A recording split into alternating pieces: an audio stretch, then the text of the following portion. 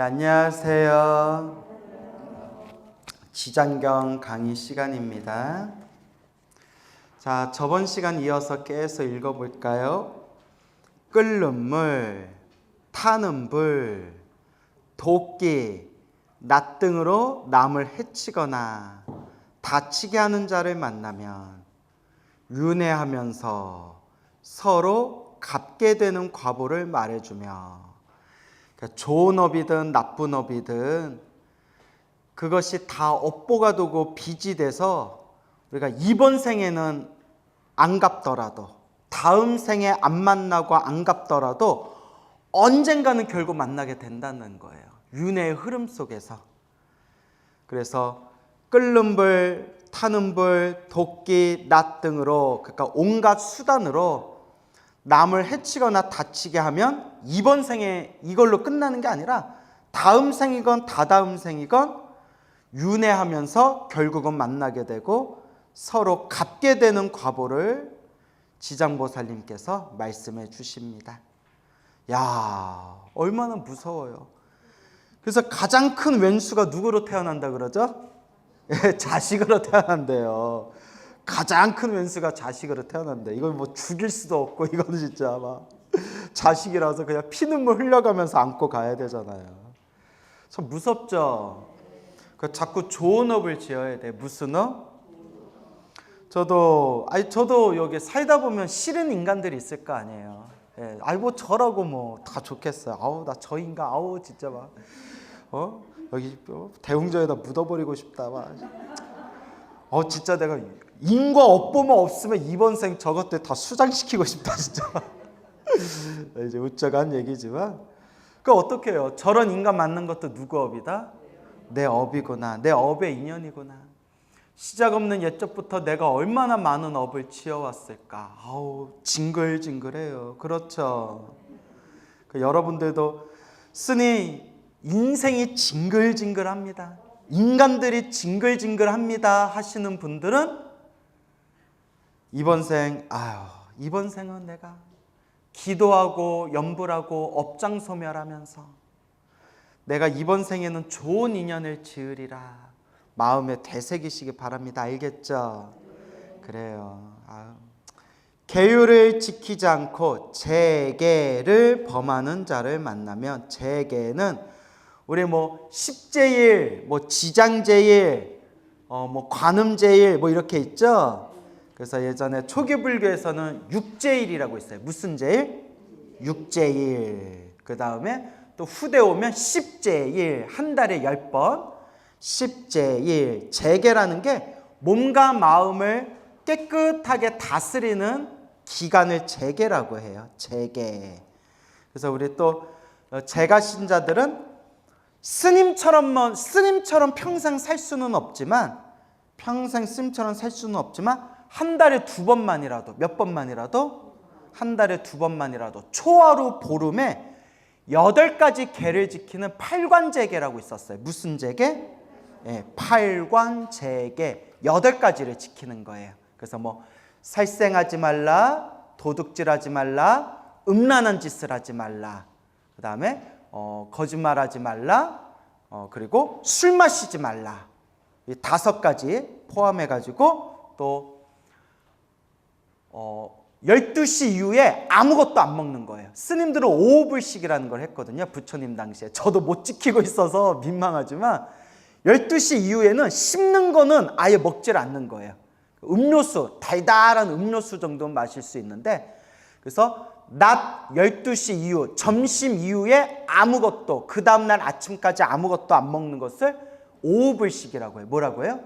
5불씩. 그러니까 재가 신자들도 팔관제계를 할 때 5불씩을 지키고, 또 하나가 향을 바르지 않고 몸을 액세서리, 보석이나 액세서리 같은 보석이나 꽃을 걸치지 않는 거예요. 그러니까 그 하루 동안만이라도 완전 검소하게 옷을 입는 거예요. 향을 바르지 않고 그 금속, 보석 같은 장신구, 액세서리를 몸에 걸치지 않고, 그 다음에 몸에다가 꽃을 달지 않고, 그 하루 동안만이라도 바로 검소한 삶을 산다라는 뜻이 담겨져 있는 거예요. 아시겠죠? 예, 그렇게 하시고, 그리고 이제 마지막에 높은 침상에서 잠을 자지 않는다. 예, 그래서 높은 침상에서 잠을 자지 않고 그 하루 동안만은 이제 소박하게 검소하게 잠에 든다. 이제 이런 뜻이 있습니다. 그래서 무슨 재개라고 한다? 팔관재개 등등 있어요. 인터넷 치면 자세히 나와요. 계율을 지키지 않고 재개를 범하는 자를 만나면, 그러니까 계율을 어기는 자를 만나면 새와 짐승이 되어 굶주리는 과보를 말해주며, 어떤 과보를 받는다? 새와 짐승이 되어 축생으로 태어나서 고생한다는 거예요. 그래서 여러분, 계율을 어기면, 계율을 지키지 않고 계율을 어기면 다음 생에 축생으로 많이 태어난대요. 근데 재밌는 게 보시를 많이 하고 계율을 어기면 축생으로 태어나도 복이 많은 축생으로 태어난대요. 경전에 나와요. 제가 뭐 경전에 없는 얘기 안 한다고 했잖아요. 보시도 하지 않고 계율도 어기면 축생으로 태어나도 어떤 축생으로 태어나요? 예, 막 길에서 숲에서 떠들고 굶주리고 힘들게 사는 축생, 짐승으로 태어나는 거예요. 그러니까 예를 들어 고양이도 전생에 보시를 많이 했는데, 전생에 보시를 많이 하고 고양이만 몸을 보았던 축생은 주인을 만나도 부잣집에 우리 애기 하는 그런 이제 고양이를 끔찍하게 사랑하는 그런 좋은 주인을 만나서 축생으로 태어나도 여름에는 에어컨 틀고 겨울에는 뜨끈한 보일러박에서 자빠지고, 내가 그런 고양이들 많이 봤거든요. 주인 잘 만나가지고 진짜 내가, 야 네가 나보다 낫다. 근데 그거는 이제 축생으로, 계율을 어겨서 축생으로 태어났지만 전생에 무슨 공덕을 많이 지어서? 보시공덕을 많이 지어서 좋은 주인을 만나서 축생으로 태어나도 호강호강하면서 산다는 거예요. 근데 전생에 보시공덕, 복조차도 짓지 않은 그런 존재들은 고양으로 태어나도 길고양이가 돼가지고 한겨울에는 덜덜덜덜 떨고 여름에는 막 캑캑거리면서 자빠져 있고. 그래서 길고양이 평균 수명이 5년 안팎이래요.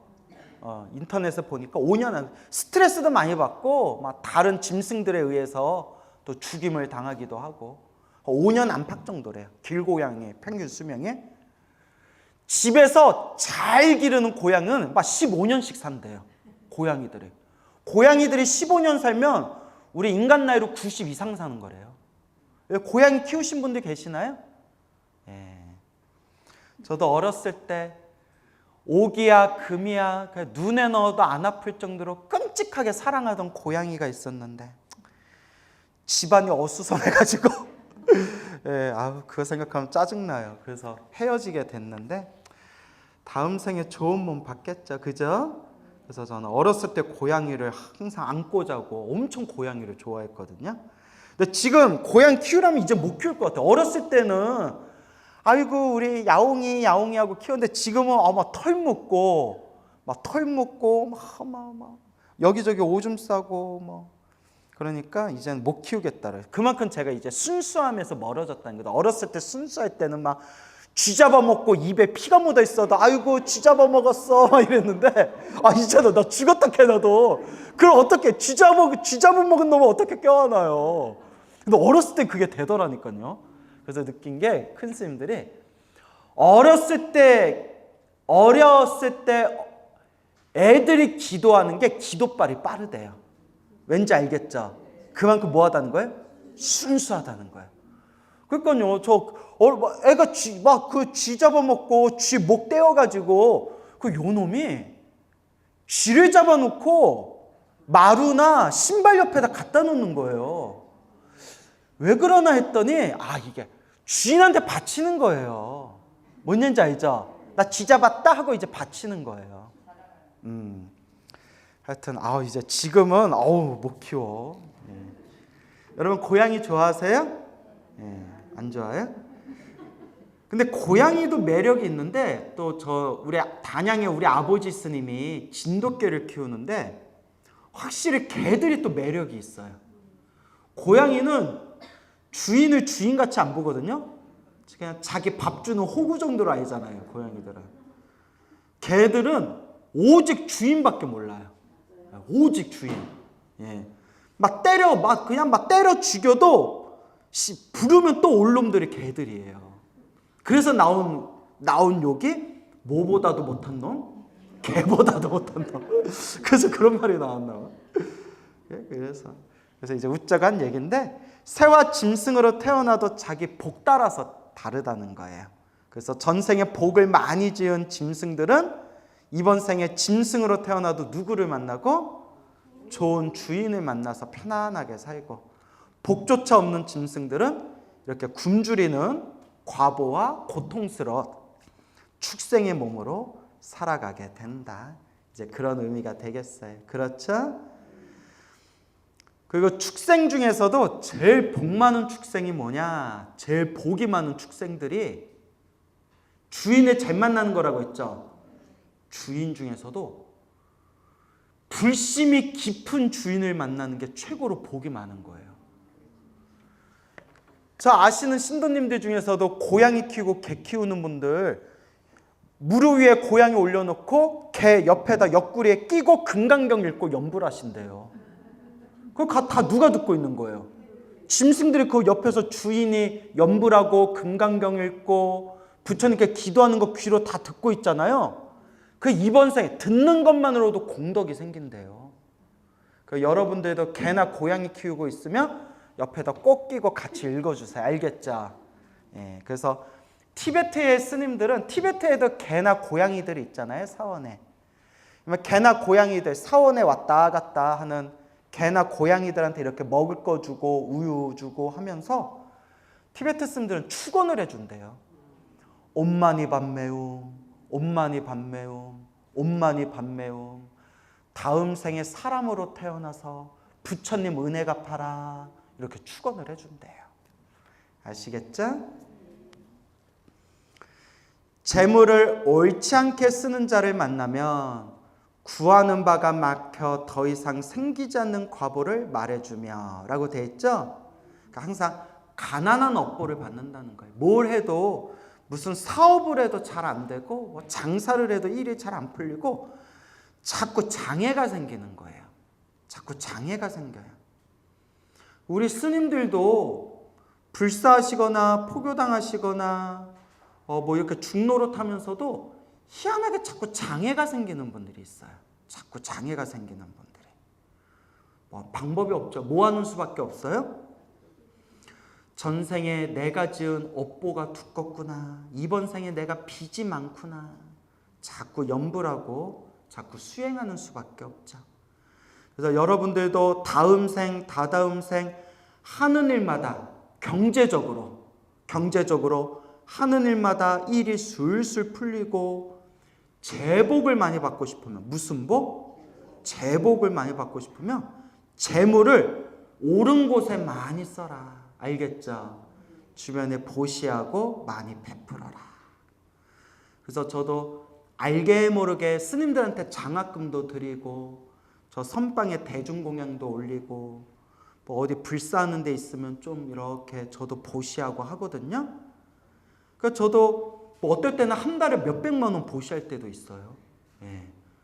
그런데 물론 저라고 안 아깝겠어요. 생태 같은 내 돈 만져보지도 못하고. 근데 이제 확신이 있는 거예요. 뭐가 있는 거예요? 확신. 내가 베푼 건 결국 누구한테 돌아온다?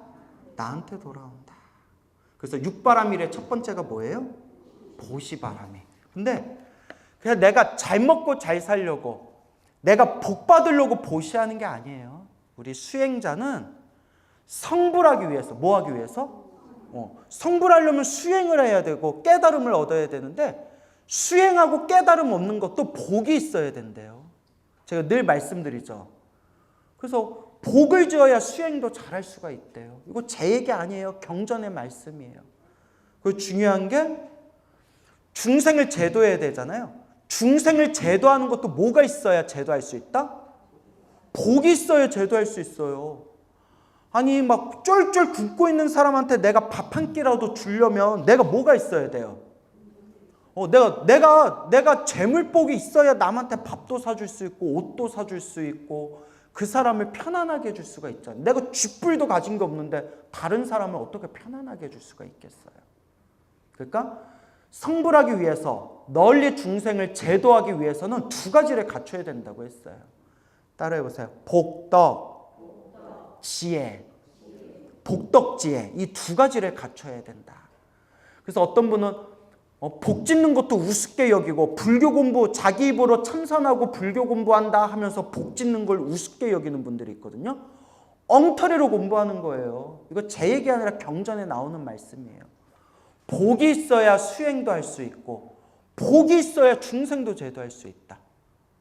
근데 남한테 베푸는 걸 아까워하고 복도 짓지 않고 인색하게 살아가면서 불교 공부한다는 사람들은 굉장히 이기적인 마음으로 공부하고 있는 거예요. 그 이기적인 마음으로 공부하고 있는 그 마음에 어떻게 부처님의 지혜와 깨달음이 잘 닦일 수가 있겠어요. 그렇죠, 여러분. 그래서 여러분도 재물을 옳은 곳에 자꾸 쓰셔야 돼. 알겠죠? 보시하고 베풀고 보시하고 베풀고. 근데 옳게 써야 된다고 했죠. 옳지 않게 쓰면 안 되죠. 그러니까 스님 저도 재물을 제가 가진 돈을 한 달에 막 300만 원씩 400만 원씩 500만 원씩 베풉니다. 와 대단하세요. 어떻게 그럴 수가 있어요? 저는 일주일에 한 번씩 룸사롱에 가가지고 저 불쌍한 여인네들한테 팁으로 몇백만 원씩 줍니다. 저 잘하죠? 이러면 제가 물론 그냥 비유를 든 거예요. 그냥 웃자고 한 얘기인데 그럼 제가 뭐라고 하겠어요? 네 알아서 하세요. 그러니까 이제 옳은 곳에 힘들고 괴롭고 답답한 사람들 도와주기 위해서 무슨 말인지 알죠? 그리고 부처님께 공양 올리고 스님들께 공양 올리고 이렇게 이제 복을 지으라는 거예요. 자, 그 다음에 아만심이 높은 자를 만나면 아만, 나 잘났다라는 생각이죠. 우리 이 자리에 앉아 계신 분들은 안 그럴 거라 생각하지만 제가 주변에 이제 우리 불자분들, 신도님들을 보면 불교대학 다니면서 불교 공부 좀 했다고 막 머리에 아만심이 탱탱하신 분들이 많아요. 나 잘났다. 근데 그 얼마나 우스워요. 공부해봤자 얼마나 공부했다고. 또 이게 이제 꼭 신도님들한테만 하는 얘기가 아니라 이게 저한테도 하는 얘기예요. 저한테도 하는 얘기지만 우리 스님들도 공부하다 보면 나 잘났다, 내 말이 최고다 이런 거에 이제 빠져들게 되거든요. 내 말이 최고야, 내 말만 믿어. 그런데 제가 어른들한테 항상 듣던 이야기가 이제 슬슬 나 잘났다, 내가 공부를 많이 했다라는 생각이 들기 시작하면 이제 엇나가는 거래요. 무섭죠, 여러분? 내가 수행 잘하고 있다. 내가 공부 열심히 하고 있다. 나 정도면 잘났지.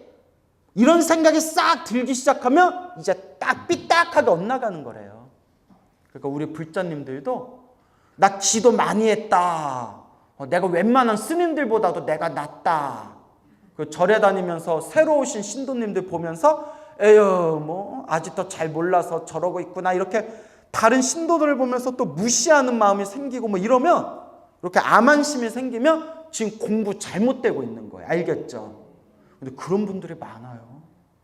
특히 유명한 기도도량에 가면 평생 기도만 하시고 평생 그렇게 부처님께 염불하고 기도하신 분들 중에서 훌륭해요. 칭찬해드리고 싶은데 그만 나 잘났다. 나만큼 기도한 사람 있으면 나와보라고 해라. 이런 암안심에 빠져드는 분들이 의외로 많더라고요. 그쯤 되면 남 얘기 듣는다 안 듣는다? 안 들어요. 남 얘기 안 듣고 이제 슬슬 이제 스님들이 자기가 평가질하기 시작해요. 광우 스님은 얼굴이 귀엽기는 한데 수준이 좀 낮아. 이런 식으로. 막 이렇게 예를 들어서 그러니까 막 평가질을 하는 거예요. 스님들의 자기들 마음대로. 그러면 이제 공부가 완전히 엇나가는 거예요. 여러분은 그러면 돼야 안 돼요? 믿을 수가 있어야지. 그러니까 여러분 항상 이 암안심 조심해야 돼요. 그래서 법화경 대승경전, 대승불교 최고의 경전을 법화경이라고 해요. 근데 법화경에 앞부분에 앞장에 이런 내용 나오잖아요. 부처님이 바야흐로 법화경을 설하시려고 할 때 그 자리에서 5,000명의 대중들이, 부처님 앞에 앉아있던 5,000명의 대중들이 우리는 듣고 싶지 않습니다 하고 자리를 박차고 나가버리잖아요. 그 내용 나오죠. 그게 무슨 심이다? 암안심. 부처님이, 위대하신 부처님이 최고의 경전 법화경을 설하시려고 할 때 우리는 듣고 싶지 않소 하면서 자리를 박차고 나간 그 5,000명의 대중들을 따라해보세요. 증상만. 자기 잘났다, 내가 공부한 게 최고다라는 암안에 빠진 사람들의 증상만이라고 해요. 그 부처님 당시에도 그런 사람들이 있었다는 거예요. 부처님 당시에도. 그래서 저도 이런 암안심에 빠진 적이 있었죠. 참선 수행하면서 참선만 최고다 하면서 이 지장경을 내가 막 무시했다니까요. 지장경 무시하고 지장기도 하시는 신도님들을 내가 막 무시했다니까요. 그게 암안심이에요. 여러분 읽어보니까 지장경 좋아요, 안 좋아요? 얼마나 좋아요. 그 지장보살 얼마나 위대해요. 지옥에 떨어진 중생들까지 다 제도한대잖아요. 자기 참선한다, 자기 수행한다 해서 나 잘났다라는 아상에 빠진 불제자들한테 네가 지옥에 가서 중생제도 해봐라 하면 아이고 구구 다 그럴걸요? 그러니까 우리가 아무리 잘났다라는 생각을 해도 지장보살님 발 뒤꿈치에 묻은 먼지보다도 못해요. 지금 당장 코로나 걸리고 감기 몸살 독감에만 걸려도 아이고 나 죽겠다, 아이고 나 죽겠다 하면서 막 약 털어먹고 이런 게 중생이에요. 건강할 때는, 나 그런 사람들 많이 봤어요. 몸 건강할 때는 나 잘났다, 내 말만 믿어라 이러다가 몸이 조금만 아파도 이런다니까요. 그런 분들 여러 봤어요. 그런 사람들한테 지옥에 가서 중생 좀 구제해봐라 해봐요. 그 지옥에 가자마자 아이고 나 좀 꺼내주세요 이럴걸요. 근데 우리 지장보살님은 지옥에 있는 중생들까지 다 제도하겠습니다. 세상에 이런 분이 어디 있어요? 그죠 여러분? 그래서 제가 말씀드리잖아요. 저는 나무아미탑을 연부를 하지만 나무아미탑을 연불법을 만나지 않았더라면 저도 지장보살, 지장기도 했을 것 같아요. 너무 위대해가지고. 그러니까 저도 한때 암안심에 빠져서 지장경을 무시하고 지장보살, 지장기도 하는 불자님들을 무시했던 적이 있었다. 근데 생각해보면 너무나 어리석었다. 너무나 어리석었구나. 그러니까 여러분 우리는 그런 함정, 암안심에 빠지면 안 돼. 알겠죠? 예, 그래서 우리 머리로는 암안심에 빠지면 안 된다라고 자기 입으로 얘기해놓고 평생 암안심 속에 사는 사람도 엄청 많아요. 예? 제가 그럴 수도 있고. 그러니까 항상 겸손합시다. 알겠죠? 광우씀 컨셉은 무엇이다? 겸손. 암안심이 높은 자를 만나면 남에게 불임을 당하는 천한 몸이 되는 과보를 많이 해주며 나 잘났다라는 암안심으로 남을 무시하면서 살면 그 업보로 다음 생에 천한, 비천한 신분으로 태어난다는 거예요. 그러니까 남을 무시했던 업보에 의해서 다음 생에 남에게 무시당하는 몸으로 태어난다는 거예요. 무섭죠? 그러니까 항상 우리가 절대 남 무시하지 말고 남한테 갑질하지 말고 그렇게 살아갑시다. 알겠죠? 이간질을 하여 서로를 다투게 하는 자를 만나면 아우 무섭다. 뭐가 없거나 혀가 없거나 혀가 몇이나 돼요? 혀가 100이나 되는 과보를 말해주며 아유 그러니까 지독한 입과 관련된 혀와 관련된 지독한 업병을 받는다. 이렇게 해석하면 될 것 같아요. 알겠죠? 이간질을 하여 서로 다투게 하는 자를 만나면 혀가 없거나 혀가 백이나 되는 과보를 말해주며 지독한 입병, 입과 관련된 혀와 관련된 지독한 병을 얻게 된다. 그러니까 여러분, 우리 절에 다니는 분들 중에서도 이게 전생에 업본가 봐요. 나쁜 업의 습관이 있어서 이상하게 안 그럴 것 같은데 절에서 봉사도 열심히 하고 봉사활동도 열심히 하고 기도도 열심히 하고 정말 부처님한테 법당 청소도 열심히 하고 부처님 시봉도 열심히 하고 분명히 멀리서 보면 불심이 있기는 있는 분인데 자꾸 뒤에서 절에서 분란을 일으키는 분들이 있어요. 맞아요 이러잖아요 지금. 그 멀리서 보면 봉사활동도 열심히 하고 기도도 열심히 하고 기도비도 열심히 내고 정말 절에서는 없어서는 안 될 정말 훌륭한 분이신 것 같은데 오래오래 지켜보면 은근히 뒤에서 신도들 사이에 막 분란을 자꾸 일으키는 분들이 있어요. 희한해요. 또 열받으려고 그러네. 네. 그래서 내가 주지를 안 산다니까. 그 꼴 보기 싫어서. 여러분, 내가 여기 와주신 여러분들 너무 좋거든요. 정말 너무 좋아요. 여러분들 이렇게 보면 너무 반갑고 와준 것만도 고마운데 중요한 게 있어요. 서로 적당히 멀리서 봐서 반가운 거예요. 그죠? 여러분들 우리 같이 절 운영하면서 같이 절에서 기도하고 같이 절에서 일하면서 몇 년 지내다 보면 이제 별의별 소리 다 나와요. 광우스는 옛날에 만났을 땐 사람이 엄청 순수했는데 주지되더니 변했어. 뭐 별소리 다 나오고 나도 조보살님 나랑 헬로부타 TV에서 공부할 때 그렇게 안 봤는데 같이 살아보니까 조보살 이상한 면이 있네. 이런 일들이 꼭 생긴다니까요. 동감하시죠? 그리고 좀 적당히 멀리서 봐야 되는 것 같아. 그리고 우리 주지스님들 포교를 열심히 하는 주지스님들 중에 주지스님들처럼 좀 멘탈이 강하고 성격이 아주 강성이신 분들은 막 신도들이 뭐라고 하든 말든 막 칼질하면서 내가 하자는 대로 따라와! 막 이렇게 카리스마가 있는데 제가 마음이 여려요. 예? 가을에 떨어지는 낙엽을 보고 심장이 막 이래요. 낙엽아 왜 떨어지니? 막 이러면서. 예? 그래서 난 마음이 여려가지고 신도님들 사고 치는 거 보면 그렇게 나는 막 힘들더라고요. 저분이 왜 그러시지? 저분이 왜 그러시지?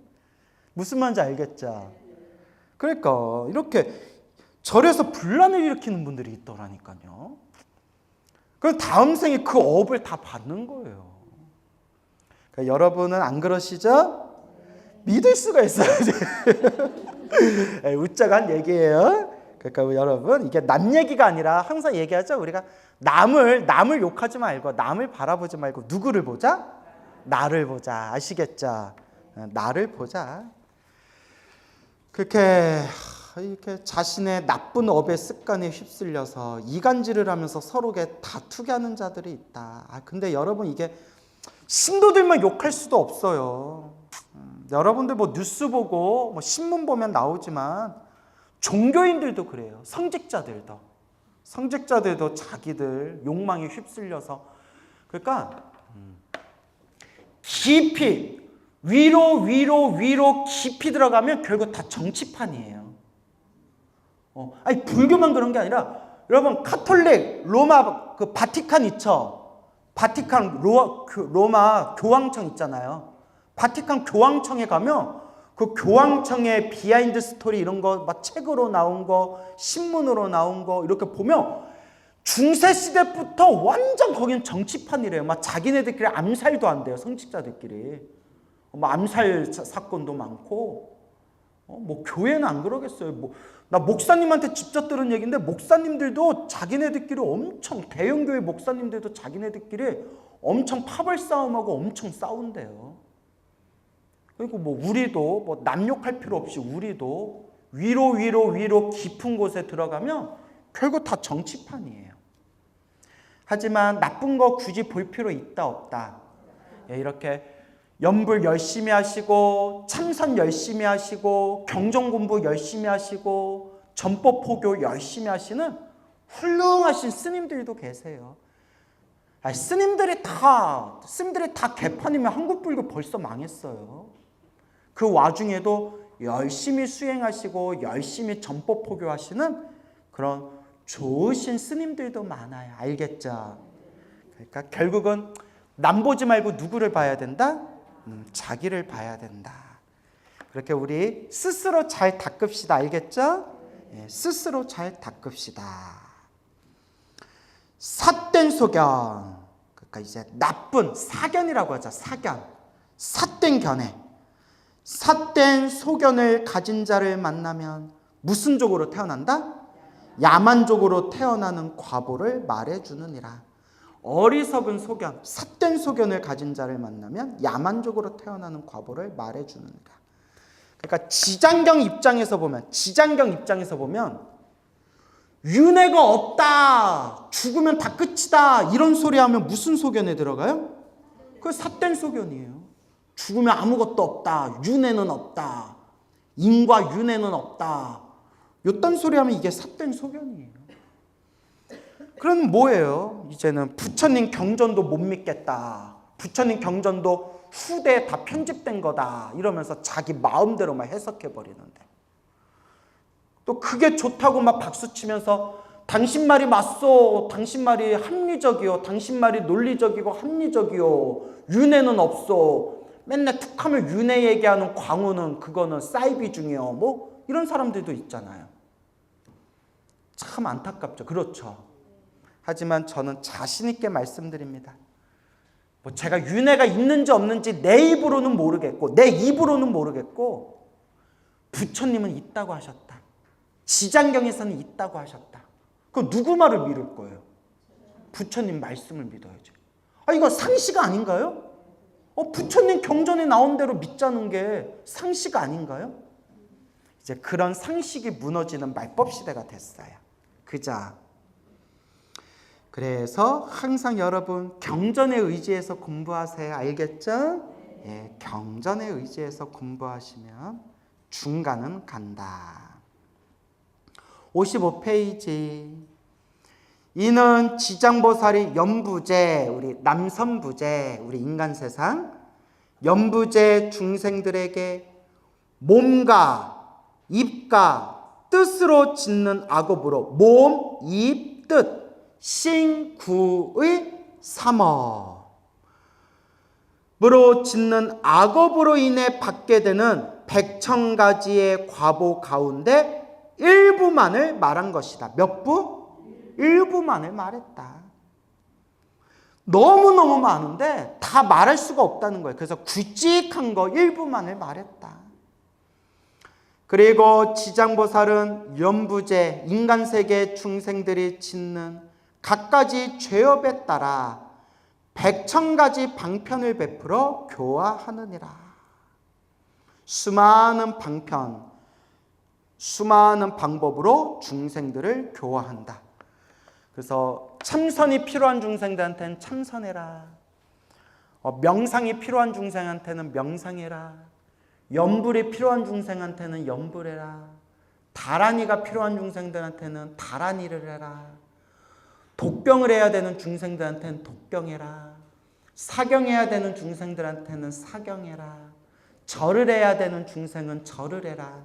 이렇게 84,000가지 수많은 방편법을 설했다는 거예요. 그래서 옛 큰 스님 법문에 이런 내용이 나와요. 중생의 번뇌가 84,000번뇌래요. 중생의 번뇌가 84,000번뇌라서 법문도 몇 가지 법문을 하셨다? 84,000법문을 하셨다. 이런 내용이 나옵니다. 그런데도 중생들은, 이게 중요해요. 어떤데도? 그런데도 참 부처님이, 지장보살님이 이렇게 수많은 방법으로 중생을 교화하고 교화하시는데도, 그런데도 중생들은 부처님이 팔만대장경에서 그렇게 윤회가 있다라고 얘기했는데도, 심지어 그런데도 머리 깎고 승복 입은 사람이 윤회가 없다, 신도들한테 이렇게 말하고 다녀요. 그런데도 중생들은, 얼마나 슬퍼요. 그런데도 중생들은 먼저 지은 업보로 뒤에 지옥에 떨어져서 여러 겁을 지나도록, 여러 겁, 수많은 세월, 수많은 시간을 지나도록 벗어날 기약이 없나니, 벗어나지를 못하나니. 너무 업보가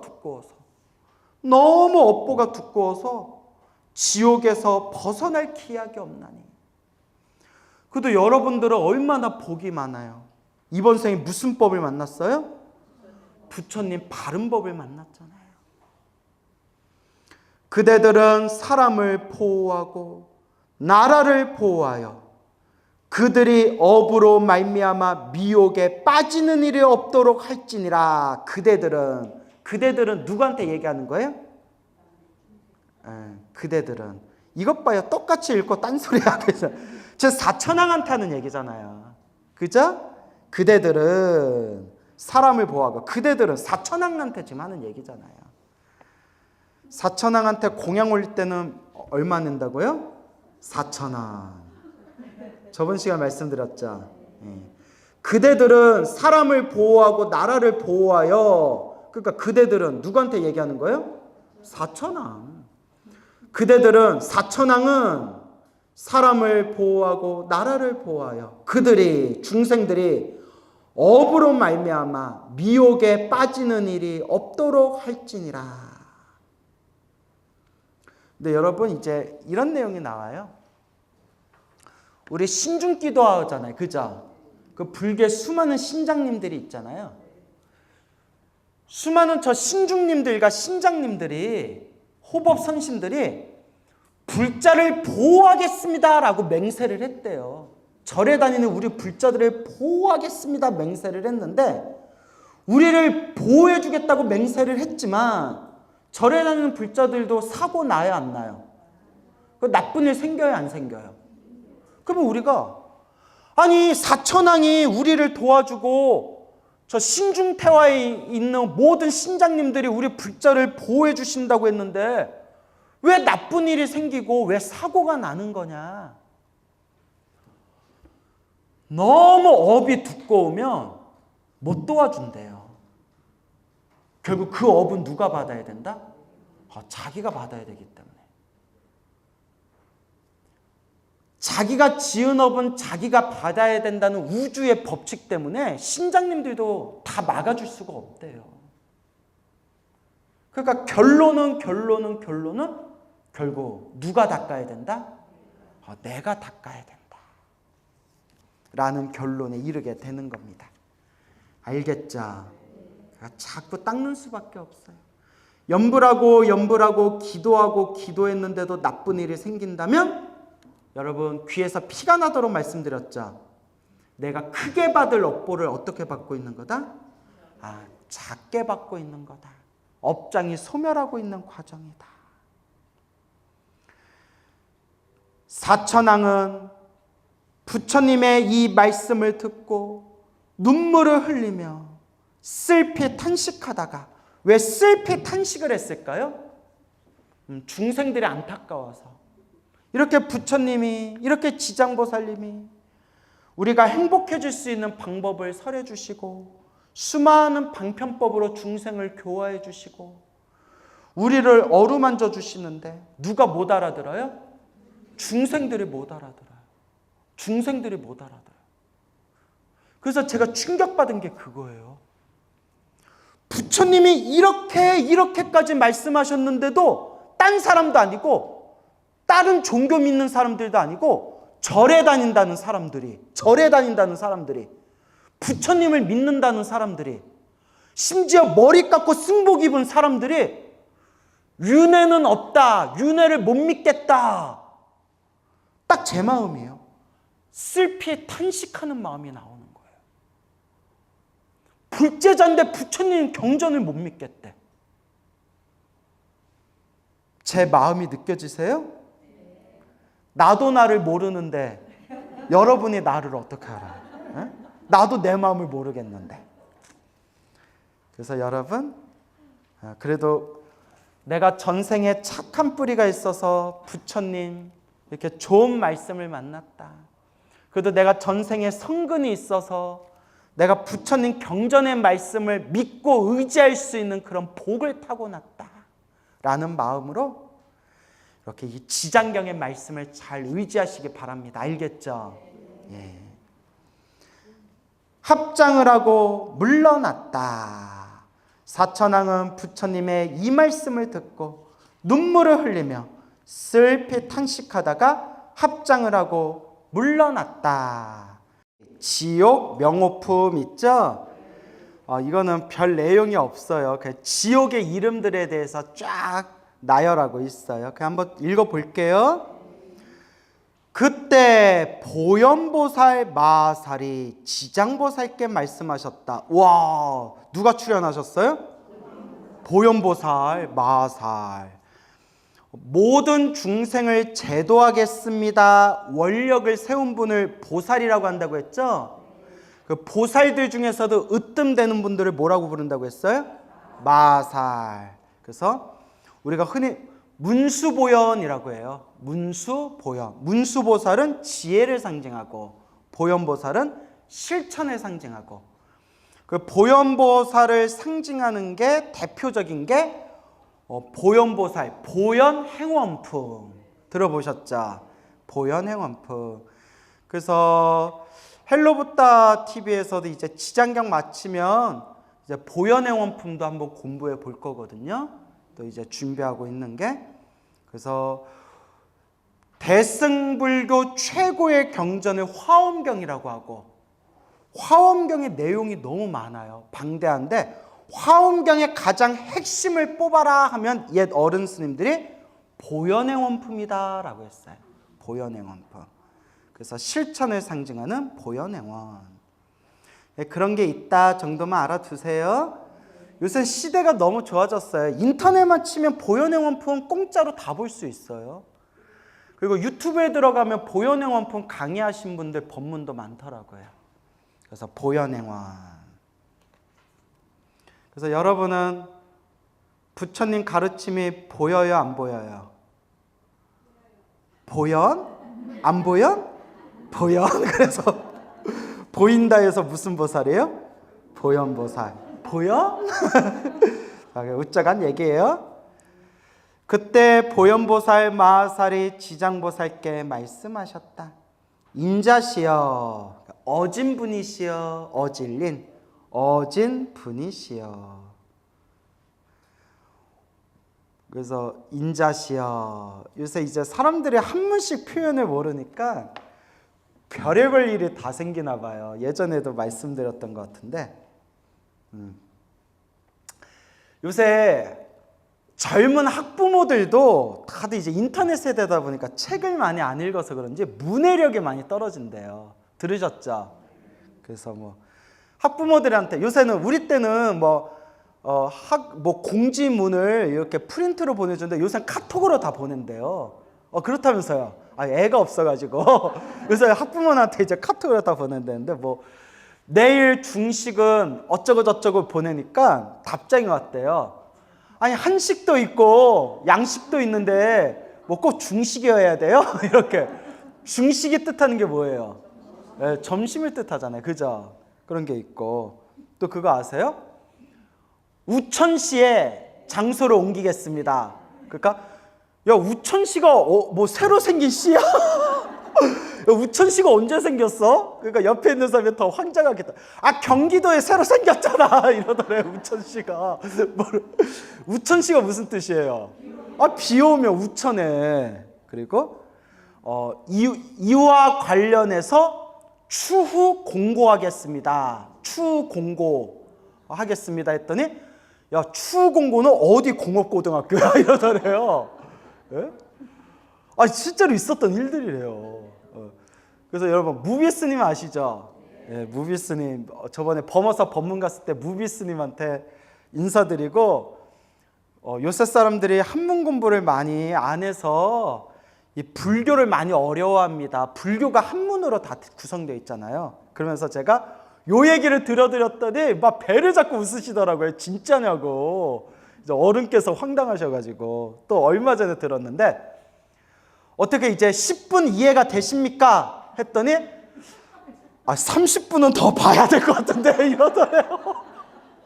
10분 이해가 되십니까? 이게 이제 충분히 이해했냐라는 뜻이잖아요. 10분 갖고는 모르겠고 한 2, 30분 더 봐야 이해가 될 것 같아요. 이러더래요. 이게 남 얘기가 아니에요, 여러분. 예? 그 공무원들이 민원 받을 때 미치겠대요. 뭐 이렇게 무슨 이야기를 하면 뭐 못 알아듣는데요. 그래서 참 이게 어쩌나 싶은데, 그래서 여러분 불교경전, 그렇게 한문 불교경전 많이 읽다 보면 어휘력이 풍부해져요. 그러겠죠, 여러분. 그러니까 인자시여, 요새 애들한테 인자시여 이러면 그거 뭐라고 하겠어? 뭐 임마? 막 이러면서. 예? 그래서 인자시여, 어진분이시여. 그냥 이제 한번 웃자고 한 얘기예요. 인자시여, 어진분이시여, 지장보살님한테 하는 얘기예요. 원컨대 천, 용 등의 팔부신중가. 그래서 천룡팔부라고 하죠. 그래서 천, 용, 아슈라, 야차, 가루라, 긴나라, 마우라가 이렇게 해서 청룡팔부라고 사람인 듯 사람 아니한 영적인 존재들을 다 포함해서 천룡팔부라고 해요. 그러니까 여러분 고민할 필요 없어요. 뭐에서 찾아보면 돼요? 인터넷에서 천룡팔부 하면 쫙 나와요. 그리고 시대가 너무 좋은 게 이미지, 사진, 이미지로 들어가면요 천룡팔부 모습들도 쫙 나와요. 얼마나 시대가 좋아요. 천용 등의 팔부신중과 사람인 듯 사람 아니한 모든 영적인 존재들과 현재와 미래의 모든 중생을 위하여 사바세계 연부제. 그래서 우리 인간세계를 뜻하죠. 우리 중생세계, 사바세계, 인간세계, 연부제의 죄업 중생들이 가게 되는 지옥의 이름과 지옥의 괴로운 과보를 설하시어 미래세의 말법 중생들을 알 수 있게 하소서. 그냥 지옥 얘기가 왜 나오냐? 무서움을 알라는 거예요. 무엇을 알아라? 무서움을 알아라. 인과 업보의 무서움을 알아라. 너 그렇게 살다가 죽으면 지옥 가. 그러니까 무서운 줄을 좀 알아라 하고 이렇게 지옥 얘기가 나오는 거예요. 그러니까 무슨 짓 하지 말아라? 나쁜 짓 하지 말아라. 근데 중생들은 아무리 이런 얘기해도 알아들어요? 못 알아들어요? 못 알아들었죠. 그러니까 저는 연부를 열심히 하는 이유가 어디 가기 싫어서? 정말 지옥 가기 싫어서. 저는 이제 믿거든요. 믿어요. 지옥 가기 축생이 있다는 걸 저는 믿어요. 그러니까 내가 이렇게 살다가 다음 생 이게 소로 태어날지, 악귀로 태어날지, 지옥으로 태어날지 어찌 알아요? 그러니까 어떤 분들이 스님 광우스님 정도 되면 극락 최소한 천상세계는 당첨이죠. 그런 얘기를 왜 하세요? 아니에요. 제가 늘 말씀드리잖아요. 고러다 한 방에 훅 간다? 이러잖아요. 나 정도면 지옥 가기 축생은 안 떨어지겠지. 그래도 훅 가는 거예요. 그러니까 여러분들 방심하면 안 돼. 알겠죠? 그래서 제가 여러분들한테도 늘 말씀드리고 저도 항상 연부를 하면서 목표로 세우는 게 죽으면서 뭐 하면서 죽는 거다? 연부를 하면서 죽는 거다. 이거 어려워요. 평생 절에 다니신 분들도 치매 걸리고 갑자기 의식이 혼미해지고 이런 분들 얼마나 많은데요. 그러니까 죽을 때 또렷또렷하게 나무아미타불, 관세음보살, 지장보살 부르면서 죽을 정도 되려면 얼마나 많이 닦아야겠어요. 진짜예요. 그러시네요. 그렇죠. 가짜겠어요? 예, 진짜죠. 예. 그러니까 연부를 하면서 이제 죽어야 된다는 거예요. 알겠죠? 그러니까 연부를 하면서 죽읍시다. 근데 그렇다 빨리 죽으란 얘기는 아니고요. 오래오래 건강하게 사시다가 뭐 하면서 죽읍시다? 연부를 하면서 죽읍시다. 근데 이제 행여라도 또 여러분들이 오해할까 봐 말씀드리는 건데, 선생님 그런데 평상시에 연부를 많이 했는데 사람이란 앞일을 한치도 알 수 없으니까 죽을 때 연부를 하지 못하고 죽어버리면 말짱 꽝입니까? 절대 아니라고 했죠. 그래서 제 비유를 들은 게 동쪽으로 기울어져 있는 나무는 결국 쓰러질 때 어느 쪽으로 향한다? 동쪽으로 향하듯이 평소에 염불을 많이 하고 평소에 항상 자기가 마음으로 항상 발언을 하신 분들은 죽을 때 염분하면서 죽지 못했다 하더라도 동쪽으로 기울어져 있는 나무가 결국 쓰러질 때 동쪽으로 쓰러지듯이 평상시에 염불하고 평상시에 발언을 많이 하면 결국 죽을 때 염불하면서 죽지 못했다 하더라도 평상시 내가 염불한 공덕대로 평상시 내가 염불하면서 세웠던 발언대로 다음 생 몸을 받게 되는 거예요. 그래서 늘 올바른 발언을 세워야 된다. 어떤 발언? 올바른 발언을 세워야 된다. 늘 말씀드리는 거예요.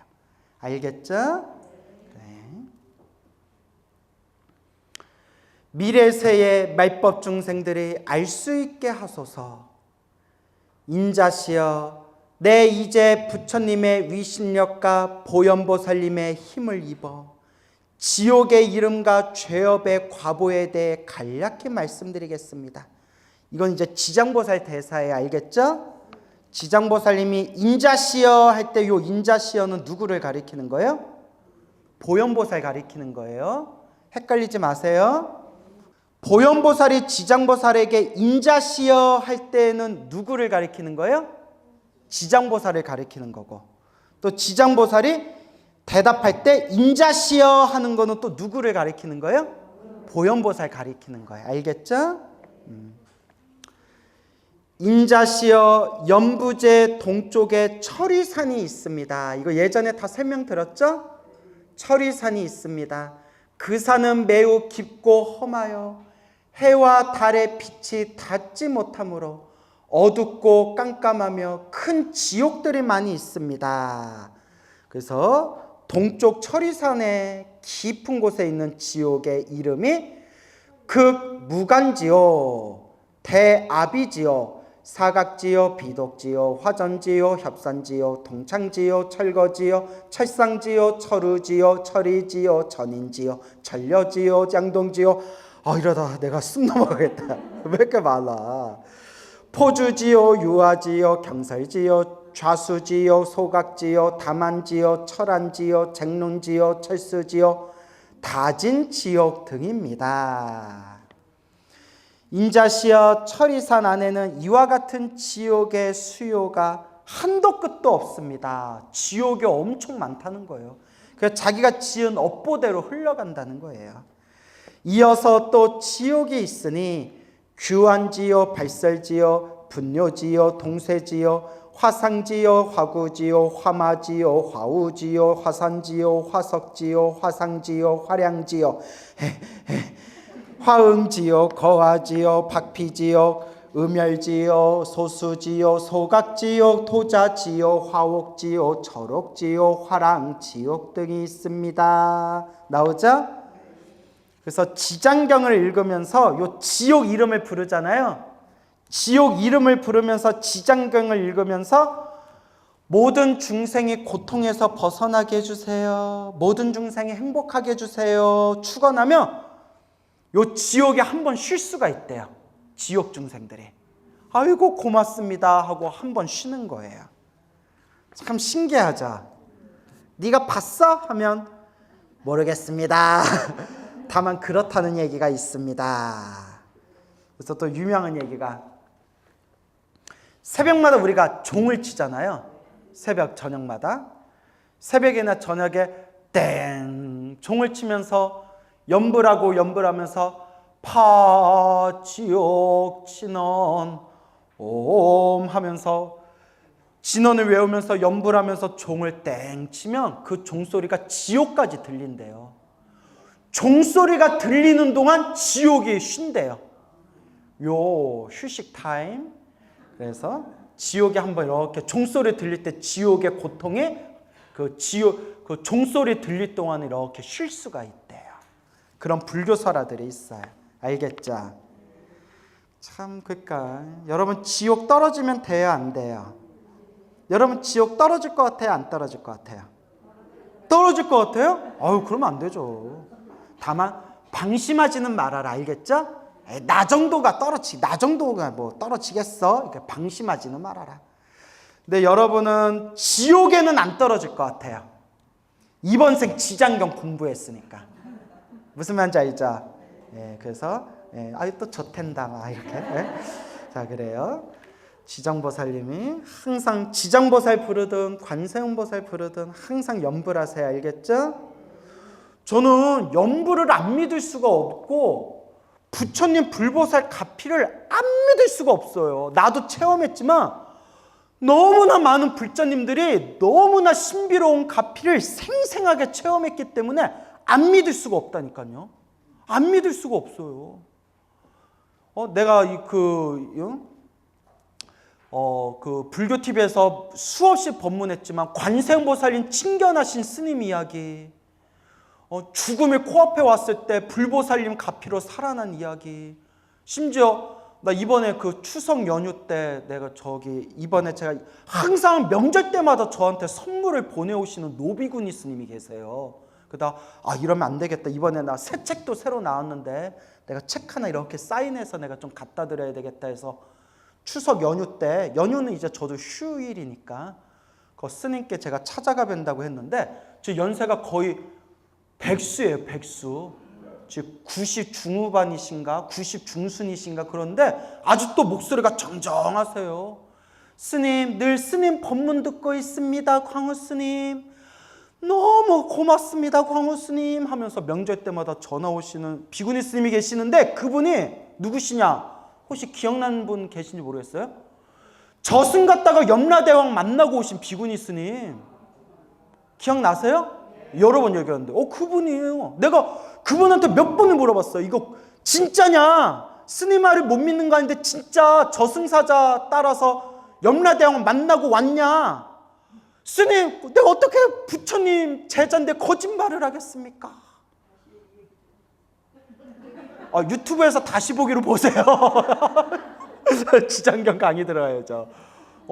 그 저승사자 만나서, 그래서 이렇게 배 막 17살 때 배 이제 막 복수가 찼는데, 막 복수가 막 이렇게 찼는데, 병원에서도 이제 포기하고 치료가 안 돼서 죽을 날만 기다렸는데, 배 복수가 차가지고, 엄마한테 칼에 찔려 죽을 뻔했대요. 처음에. 임신한 줄 알고, 어느 놈을 만나서 애를 가졌냐고 어머니가 목에다 칼을 댔대요. 옛날엔 그랬잖아요. 집안 망신이잖아요. 어떤 놈을 만났냐고. 그럼 너무 억울해가. 나중에 봤더니 배 복수가 찼던 거예요. 그 어느 날 밤에 저승사자가 와가지고 가자. 아무개야 가자. 그래서 이제 저승사자 가면서 12개인가의 문을 통과해요. 12개의 문을 통과하면서 저승 구경 다 하고. 그때 그런 얘기를 하셨어요. 이렇게 큰 공간을 지나가는데 우리 연등처럼 주렁주렁 자루가 달려있는데 자루가 막 그냥 천장에 끝이 안 보이더래요. 자루가. 근데 자루마다 큰 자루, 중간 자루, 작은 자루가 막 주렁주렁 달려있더래요. 이 자루가 다 뭐예요? 저승사자한테 물어보니까 저승사자가 네가 살고 있는 인간 세계 중생들 복자루다 이러는 거예요. 타고난 복이 다 있는 거예요. 와, 저게 유독 큰 게 보이더래요. 유독 큰 게. 엄청 큰 게 보여서. 저건 누구 자루예요? 누구 자루인데 저렇게 커요? 그때 그 사람 이름을 처음 들었대요. 너네 인간 세계 이병철이라는 사람 자루다. 방송에서 요 얘기 안 했거든요, 이름은. 왜냐하면 이게 더 조심스러우니까. 이제 몇 년 지났으니까. 이병철 자루다. 이병철이 누구예요? 네가 살고 있는 인간 세계에 그 사업하는 사람이 있다 이러더래요. 그때 내가 나중에라도 혹시 만날 수 있으면 이병철이라는 사람 만나야 되겠다 했는데 나중에 만났대요. 만나서 자기가 저승 가서 그거 본 거 다 얘기했던 이병철 씨가 너무 신기하다고 막 그래서 이렇게 뭐 그랬대요. 그러면 제 거는 어디 있어요? 했더니 어디 보자. 네 거 저기 있다 해서 딱 봤더니 요만하더래요. 그때 자기가 충격을 받아가지고 내가 다시 인간으로 태어난다면 내가 평생 복을 지으면서 살리라. 그때 원력을 세우셨대요. 그러다가 12개인가 문을 지나가지고 염라대왕을 딱 만났는데 염라대왕 얼굴, 목소리 그대로 기억난대요. 그대로 기억나는데 염라대왕이 자기를 딱 보고 명부를 보더니 야 잘못 데려왔다 이러더래요. 올 때가 아닌데 잘못 왔다고. 그러면서 네가 저승 오면서 본 거 다 사실이고 앞으로 너 인간 세계로 보내줄 텐데 나중에 다시 네가 내 앞에 서게 될 거다. 다시 나 만날 때까지 착한 일 많이 하면서 중생제도 하면서 살아라 하면서 다시 돌려보내줬대요.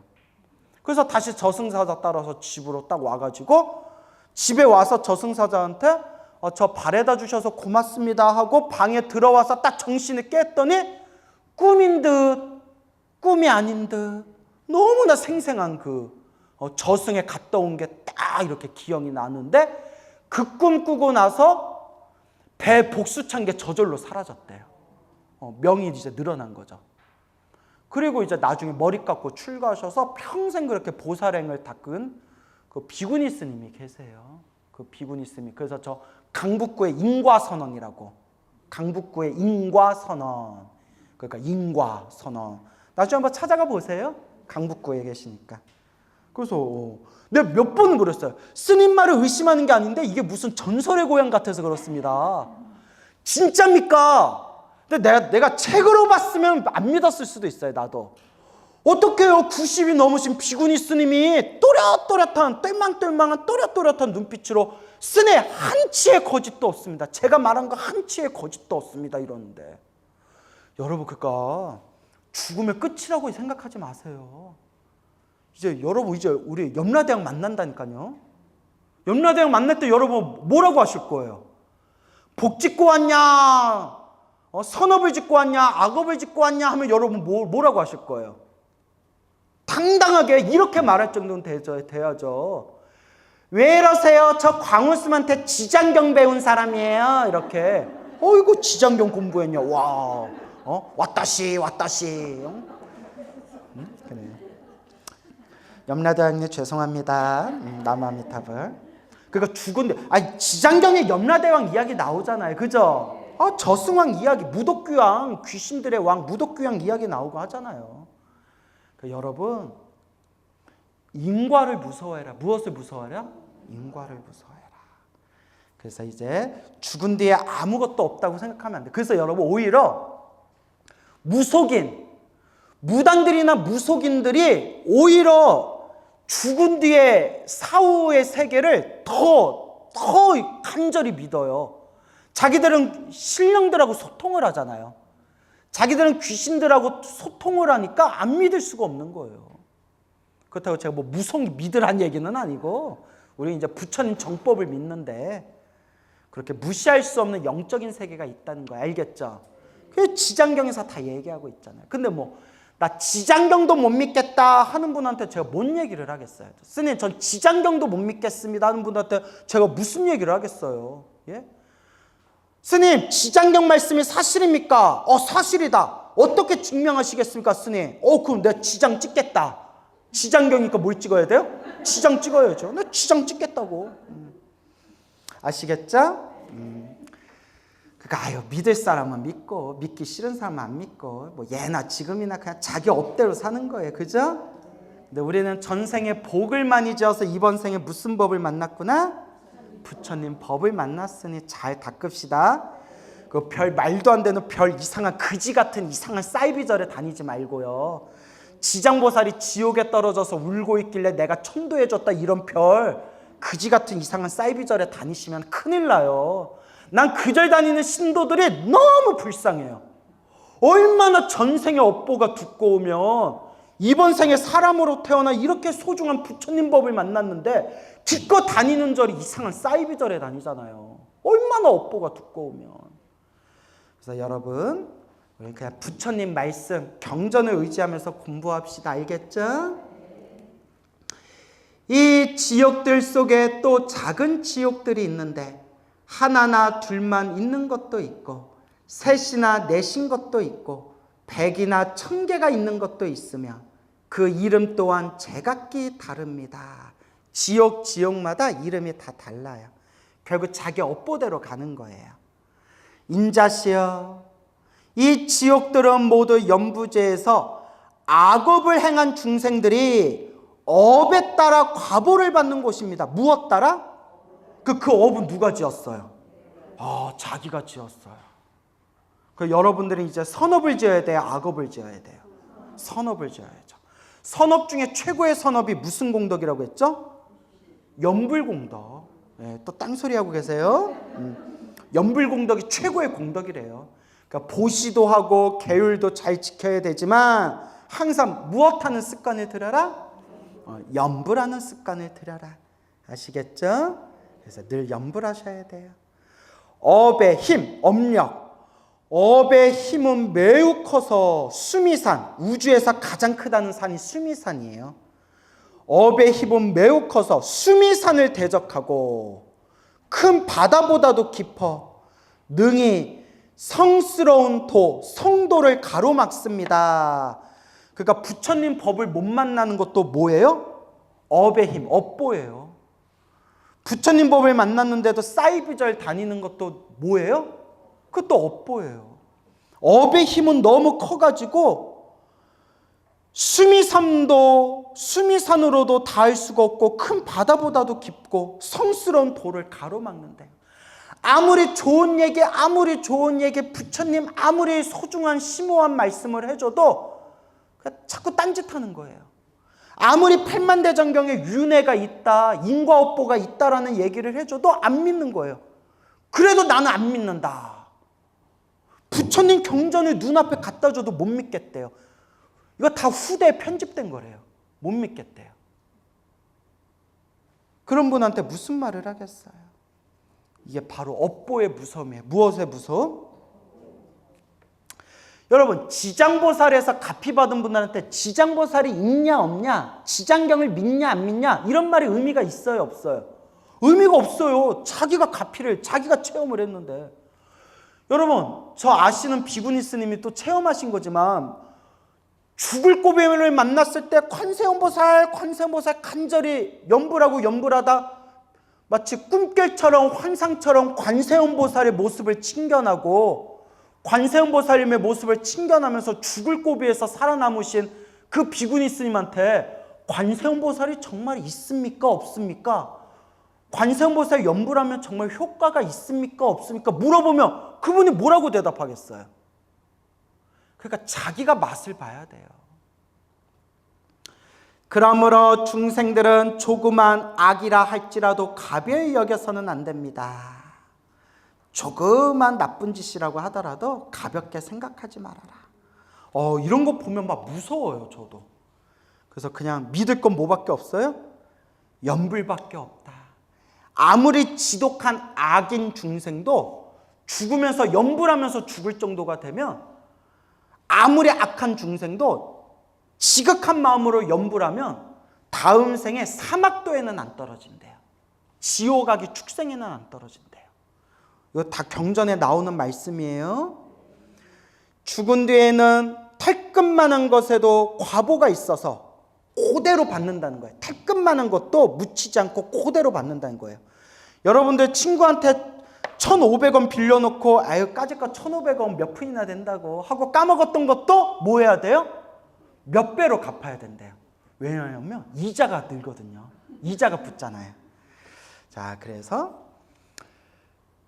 탈끝만한 것에도 과보가 있어서 부모, 자식과 같은 지극히 가까운 사이라도 각기 다른 길을 가게 되며 누가 지은 업보 따라?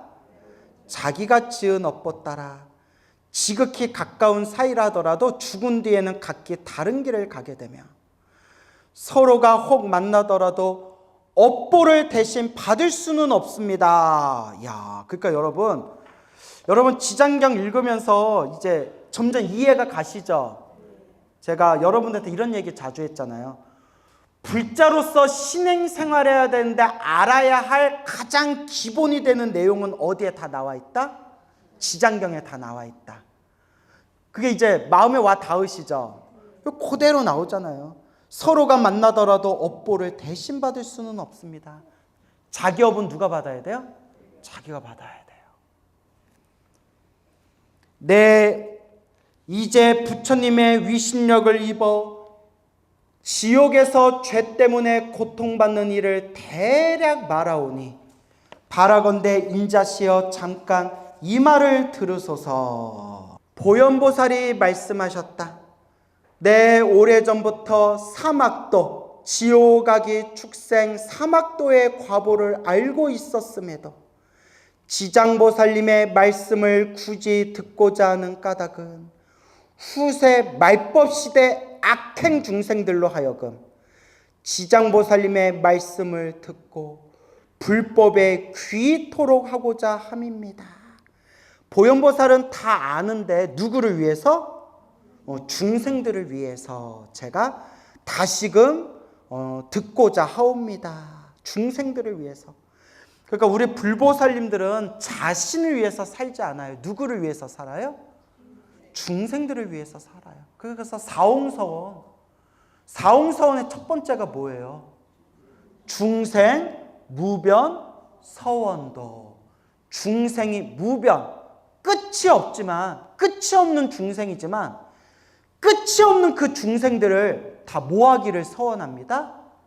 제도하기를 서원합니다. 그래서 제가 사홍서원이 아주 중요하다고 했죠? 지장보살이 말씀하셨다. 인자시여 죄업 때문에 지옥에서 받는 과보는 이러합니다. 자, 이제 무시무시한 이제 공포영화급 이제 대사가 나와요. 어떤 분은 지장경 읽을 때 이런 내용이 무서워서 못 읽겠대요. 너무 무서워서. 그래서 내가 그럼 보살님은 아직 지장경의 내용을 아직 다 받아들일 만한 인연이 안 된 것 같으니까 무슨 경이 좋아요? 하니까 스님 저는 관세음보살 보문품을 읽으면 너무 편하고 좋아요. 관세음보살 보문품 최고라고. 그러니까 지장경이 안 맞으면 무슨 경 읽으면 된다? 관세음보살 보문품 읽으시면 된다. 이렇게 이제 말씀을 드렸어요. 그러니까 요 지옥 이야기가 나온 거는 무서워해라 라는 뜻이에요. 뭐 해라? 왜 무서워하라는 뜻이죠? 나쁜 짓 하지 말아라 라는 경고예요. 경고. 읽어볼게요. 어떤 지옥은 죄인의 혀를 빼내어 소로 하여금 갈게 하며, 이걸 발설지옥이라고 하죠. 어떤 지옥은 죄인의 심장을 빼내어 야차가 먹으며, 야차 귀신, 남자 귀신 야차가 먹으며, 어떤 지옥은 죄인의 몸을 끓는 가마솥에 넣어 삶으며, 수육 무서워. 수육. 어떤 지옥은 죄인에게 벌겋게 담근 구리쇠 기둥을 앉게 하며, 바베큐. 무서워. 어떤 지옥은 맹렬한 불덩이로 죄인을 불사릅니다. 삼겹살?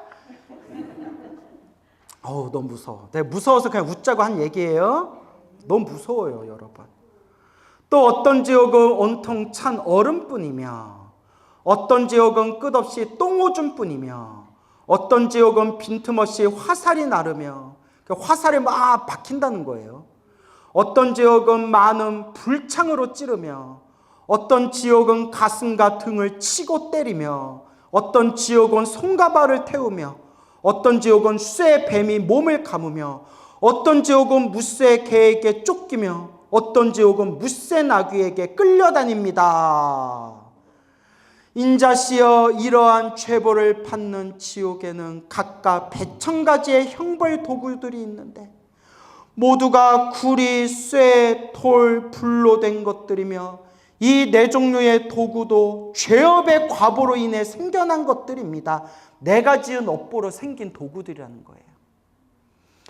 지옥에서 받는 고통을 자세히 말씀드리고 싶지만 한 지옥에서 받는 것만 하여도 100,000가지에 이르거늘 수많은 지옥의 고통을 어찌 말로 다 할 수 있겠습니까?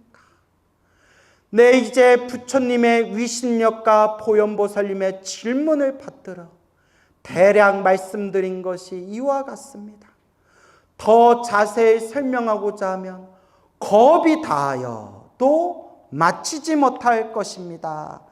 지옥의 숫자를 헤아릴 수 없고 지옥에서 받는 고통을 헤아릴 수 없지만 자세히 말하면 끝이 없기 때문에 대략 요 정도만 말할 뿐입니다. 라는 말씀이 되겠습니다. 무섭죠? 여러분, 우리 지옥 가면 돼요, 안 돼요? 안 돼요. 우리 지옥 가지 맙시다. 지옥 안 가려면 뭐 열심히 해야 된다? 염불합시다. 알겠죠? 그리고 우리가 항상 지옥에 떨어진 중생들, 나아가서 괴로움에 빠진 모든 중생들이 괴로움에서 벗어나기를, 모든 중생이 영원토록 행복하기를, 모든 중생 다 함께 성불하여 지이다. 항상 마지막에 축원하셔야 됩니다. 알겠죠? 그러면 결국 누구의 공덕이 더 쌓이게 된다? 스스로의 공덕이 더 쌓이게 된다라는 걸 명심하시고 오늘 수업 여기서 마치겠습니다. 성불하세요.